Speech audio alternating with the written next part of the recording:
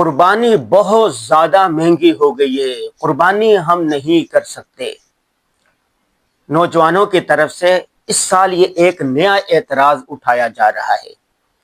پچھلے سالوں میں یہ اعتراض ہوتا تھا کہ قربانی میں اتنے سارے جانور ذبح ہوتے ہیں، اربوں خربوں روپے خرچ ہوتے ہیں، اگر یہ رقم غریب لوگوں پر خرچ کر دی جائے تو ان کی غربت دور ہو سکتی ہے، لاکھوں بچیوں کی شادیاں ہو سکتی ہیں، اسکول کالج اور یونیورسٹی بنائی جا سکتی ہیں۔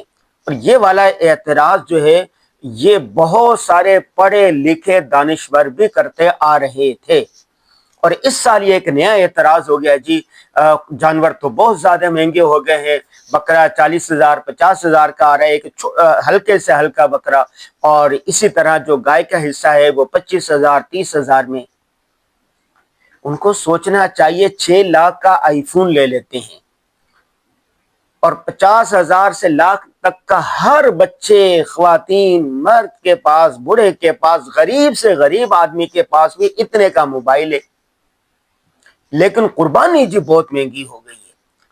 اور اسی طرح گزشتہ 2 سالوں سے یہ ٹرینڈ بھی دیکھنے میں آ رہا ہے کہ عید والے دن، بقرعید والے دن نوجوان اپنے جانور ذبح کرنے میں حصہ نہیں لیتے، کہتے ہیں جی ہمارے کپڑوں کو خون لگتا ہے، ان کے جانوروں کے جو خون ہوتا ہے اس سے ہمیں گھن آتی ہے، علائشیں ہوتی ہیں اور ہم ذبح نہیں کر سکتے، تو آرام سے عید کی نماز پڑھ کے آتے ہیں اور لمبی تان کر سوتے رہتے ہیں، کھانا کھاتے ہیں پھر سو جاتے ہیں، یا موبائل میں ویڈیو دیکھتے رہتے ہیں، یا فلمیں دیکھتے رہتے ہیں، ڈرامے دیکھتے رہتے ہیں، اس طرح سو کر وقت گزارتے ہیں۔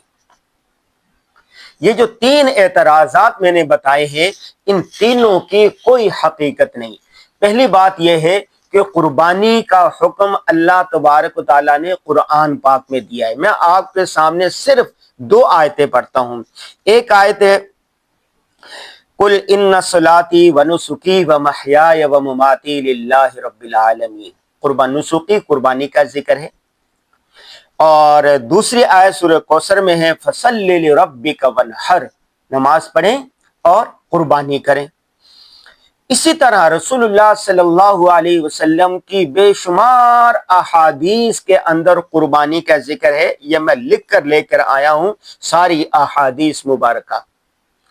رسول اللہ صلی اللہ علیہ وسلم نے مدینہ منورہ میں 10 سال قیام کے دوران ہر سال قربانی فرمائی، ایک قربانی نہیں کئی قربانیاں کرتے تھے۔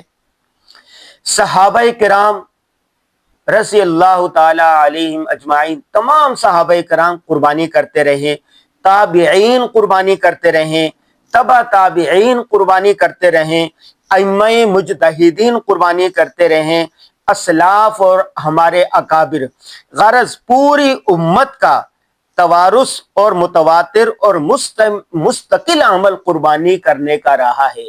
گویا قربانی قرآن سے بھی ثابت ہے، حدیث سے بھی ثابت ہے، رسول اللہ صلی اللہ علیہ وسلم کے عمل سے بھی ثابت ہے، تابعین کے عمل سے بھی ثابت ہے، تبع تابعین کے عمل سے بھی ثابت ہے، اور آج تک تمام لوگ تواتر کے ساتھ قربانی کرتے آ رہے ہیں، لہذا قربانی کے وجوب سے انکار نہیں کیا جا سکتا۔ میرے سامنے ایک حدیث ہے، حضرت عائشہ رضی اللہ تعالیٰ عنہ سے روایت ہے کہ آپ صلی اللہ علیہ وسلم نے فرمایا، اللہ کے نزدیک قربانی کے دن بندوں کے تمام اعمال میں پسندیدہ ترین عمل جانوروں کا خون بہانا ہے، اور بندہ قیامت کے دن اپنی قربانی کے سینگوں، کھروں، بالوں سمیت حاضر ہوگا۔ اللہ اکبر۔ قربانی کا خون زمین پر گرنے سے پہلے اللہ تعالیٰ کی بارگاہ میں شرف قبول حاصل کر لیتا ہے، لہذا تمہیں چاہیے کہ خوش دلی سے قربانی کیا کرو۔ یہ ترمذی شریف کی حدیث ہے۔ اسی طرح ایک اور حدیث ہے مسند احمد کی، ابن ماجہ میں بھی ہے، کہ آپ صلی اللہ علیہ وسلم نے فرمایا، جو شخص استطاعت رکھنے صاحب نصاب ہونے کے باوجود قربانی نہیں کرتا وہ ہماری عیدگاہ کے قریب بھی نہ آئے۔ اللہ اکبر۔ ابھی میں نے آپ کے سامنے قربانی کی فضیلت وجوب قرآن پاک احادیث اور تواتر سے ثابت کیا۔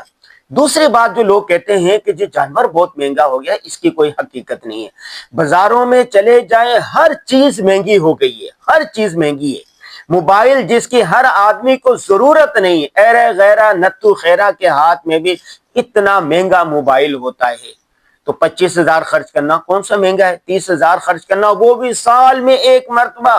گھر میں ٹیلی ویژن دیکھ لیں، موبائل دیکھ لیں، گاڑیاں دیکھ رہے ہیں، اور اسی طرح گھر کے زیبائش دیکھ رہے ہیں، اپنے کپڑے دیکھ لیں، اپنی گھڑیاں دیکھ لیں، اپنے چشمے دیکھ لیں، اور ہوٹلوں میں کھانے دیکھ لیں، گھومنا پھرنا دیکھ لیں، تو یہ ان کے مقابلے میں 25,000 کیا چیز ہے؟ تو لہذا قربانی کرنے کو اپنی سعادت اور فضیلت سمجھیں۔ باقی عید والے دن جو لوگ سوتے رہتے ہیں، خصوصاً ہٹے کٹے نوجوان بڑے سوتے رہتے ہیں، جی ہمیں خون سے گھن آتی ہے، سنت عمل ہے۔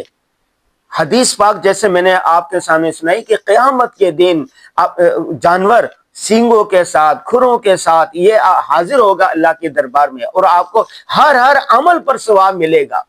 تو قربانی، اصل بات یہ ہے کہ قربانی کا جانور آپ خود ذبح کریں، کھال اتاریں، بوٹیاں بنائیں، اس کو ذبح کریں، اس کے عمل میں بھرپور طریقے سے خود بھی شامل ہوں، اپنے بچوں کو بھی شامل کریں، گھر والوں کو بھی شامل کریں، سب کو ثواب ملے گا۔ مجھے یاد ہے ہم چھوٹے ہوتے تھے تو ہمارے والد صاحب چھوٹی عید پر بھی دمبے لے لیتے تھے، 2 دمبے لیتے تھے، ایک والدہ محترمہ کی طرف سے، ایک والد صاحب کی طرف سے۔ ہم اس کو نہلانے جاتے تھے، نہر پر نہلا کے لے کے آتے تھے، اس کو کنگھا کرتے تھے، اس کو مہندی لگاتے تھے، ایک اس کو سجاتے کہ اللہ کی بارگاہ میں اس نے حاضر ہونا ہے، اور نماز پڑھ کے آ کے پھر والد صاحب خود ذبح کرتے تھے، اور ہم لوگ بھی شامل ہوتے تھے، اور ہماری بہنیں بھی شامل ہوتی تھی، برتن لے کے آتی تھی، گوشت کاٹتی تھی، لے کے جاتی تھی۔ قربانی کا جو عمل ہوتا تھا، والد صاحب، والدہ، ہم بہن بھائی سب اس میں شامل ہوتے تھے، یہاں تک کہ ظہر ہو جاتی تھی، اور اس کو اپنے لیے بڑی سعادت سمجھتے تھے۔ ابھی کچھ عرصے پہلے تک بھی ایسا ہی تھا، لیکن آج کی جو نئی جنریشن ہے ان کو خون سے گھن آتی ہے، وہ پریشان ہوتے ہیں ہم کس طرح اس کو ذبح کریں۔ یہ بڑی محرومی کی بات ہے۔ باقی میں بہت کچھ لے کر آیا تھا کہ قربانی کا ایک سنت ہے، وجوب ہے، اس کے علاوہ بے شمار قربانی کے معاشی فوائد بھی ہیں، اس پر انشاءاللہ کسی نئے ولاگ میں بات کریں گے۔